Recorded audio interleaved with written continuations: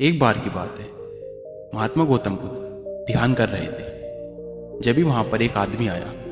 यह आदमी अपने आलसपन से बहुत ज़्यादा परेशान था। आलसी आदमी गौतम बुद्ध से बोला, महात्मा जी, मेरी मदद कीजिए। मैं अपने आलस से बहुत ज़्यादा परेशान हूँ। आप ही कोई उपाय बताइए जिससे मैं आलसीपन से छुटकारा पा सकूं। गौतम बुद्ध ने उस व्यक्ति से कहा, पहले मुझे ये बताओ कि तुम्हें क्यों लगता है कि तुम आलसी हो।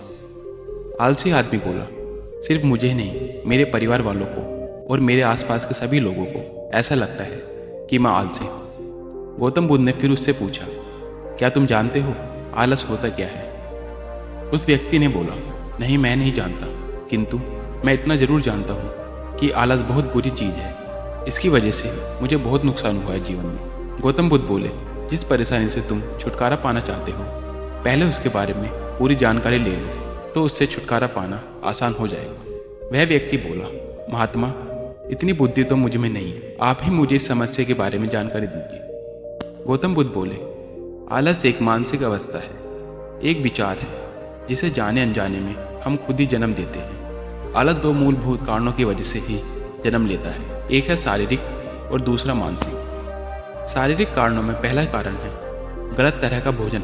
हम सभी जानते हैं कि हमारे शरीर को भोजन से ऊर्जा मिलती है, और यह ऊर्जा सजीव चीज़ों से मिले तो अच्छी, यानी कि प्राकृतिक रूप से जो हमें भोजन की वस्तुएं प्राप्त होती हैं, उनसे अगर यह ऊर्जा मिले तो हमारा शरीर इससे अच्छी ऊर्जा प्राप्त करता है।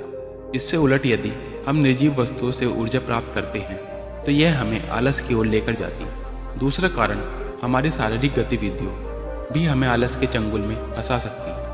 गौतम बुद्ध ने आलसी व्यक्ति को अपने शिष्यों की तरफ इशारा करते हुए कहा कि देखो, इनके चलने, फिरने, बैठने के तरीकों में तुम्हें कुछ अलग नजर आ रहा है। जब आलसी व्यक्ति कुछ समझ नहीं पाया, तब गौतम बुद्ध ने उससे कहा, मेरे शिष्य जब भी बैठते हैं तो वे रीढ़ की हड्डी को एकदम सीधा रखते हुए बैठते हैं। चलते हैं तो उनके दोनों पैरों के बीच अच्छे से संतुलन बना रहता है, और जब वे सोते हैं तो उनका शरीर एकदम स्थिर रहता है।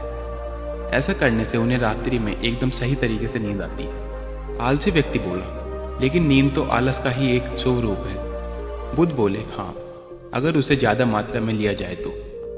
बुद्ध ने इस बात को आगे बढ़ाते हुए कहा, नींद कम मात्रा में लोगे तो तुम्हें अगले दिन थकान महसूस होगी, और ऐसा करने से ज्यादा आलस शरीर में आएगा।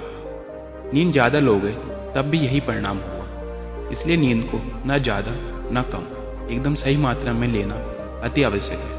वह व्यक्ति बोला, हाँ, यह तो मैंने भी अनुभव किया है। बुद्ध बोले, अब मानसिक कारणों के बारे में जान लो। मानसिक कारणों में सबसे पहले है हमारी पुरानी गलत धारणा। अक्सर ऐसा होता है कि हम पहले जिन कामों में असफल हो चुके हैं, हमारे अंदर ऐसी भावनाएं बन जाती हैं कि हम उस काम में हमेशा असफल होते रहेंगे, जिस वजह से हमें उस काम को करने में आलस आता है। ऐसी धारणाओं से छुटकारा पाने का एकमात्र उपाय यह है कि हमें अपने मन को यह समझाना चाहिए कि पिछली बार हम जब उस काम में असफल हुए थे तो हम उसके बारे में जितना जानते थे, अब हम उस काम के बारे में उससे ज़्यादा जानते हैं, क्योंकि असफल होने के बाद हम उससे काफ़ी कुछ सीखे भी हैं।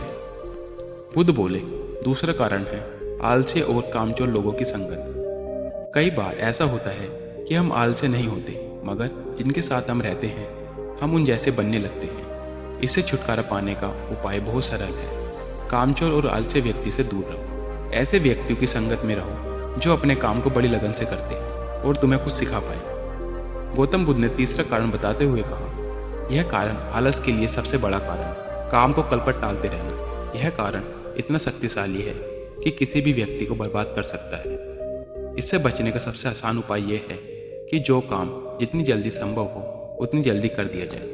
गौतम बुद्ध ने आलसी व्यक्ति से एक सवाल पूछा, मान लो तुम किसी रेगिस्तान में फंस गए हो और तुम्हें प्यास लगी, तो तुम क्या करोगे? आलसी व्यक्ति बोला, मैं जल्दी ही रेगिस्तान के आसपास कोई गांव की तलाश करूंगा, या ऐसी जगह की तलाश करूंगा जहां मुझे पानी मिल सके। गौतम बुद्ध बोले, अगर तुम्हें काफी देर ढूंढने पर भी पानी ना मिले तब तुम क्या करोगे? आलसी व्यक्ति बोला, मैं तब भी अपनी तलाश जारी रखूंगा, क्योंकि ऐसी परिस्थिति में मेरे पास कोई और दूसरा विकल्प तो होगा ही नहीं।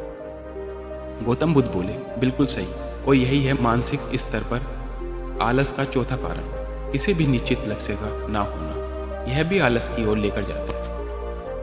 अब सुनो पांचवा कारण के बारे में। गौतम बुद्ध बोले, सोचो कि तुम्हारे पास काफी सारे सोने के दागिने हैं जो तुम्हें एक जगह से दूसरी जगह लेकर जाना है। तुम चलते चलते थक जाते हो और किसी पेड़ के नीचे बैठ जाते हो, और तभी तुम्हें दूर से तुम्हारी तरफ दौड़कर आ रहे डाकू दिखाई देते हैं। तो क्या तब भी तुम आलस करके वहीं बैठे रहोगे, या ऐसी परिस्थिति में तुम वहां से उठकर दौड़ने लगोगे? आलसी व्यक्ति बोला, मुझे वहां से दौड़ना ही पड़ेगा, नहीं तो मेरी जान और सोने के दागिने दोनों खतरे में पड़ जाएंगे। बुद्ध बोले, यानी कि तुम्हारे पास एक ठोस वजह होगी दौड़ने के लिए। यही है आलस का पांचवा कारण, किसी भी काम के लिए ठोस वजह का ना होना।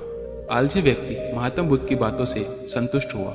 वह बोला, महात्मा जी, मैं अब आलस के बारे में सब कुछ जान चुका हूँ, और अब मैं इन सभी कारणों पर काम करूंगा और अपने आलस को दूर भगा दूंगा। दोस्तों, आशा करता हूँ आपको यह कहानी पसंद आई होगी, और अगर आप भी अपनी ज़िंदगी में आलस से परेशान हैं और इससे छुटकारा पाना चाहते हैं, तो गौतम बुद्ध की इस कहानी में बताई गई बातों को अपने जीवन में जरूर अपनाएं। यह सब बातें आपके जीवन में आलस से छुटकारा पाने के लिए आपकी मदद करेंगी।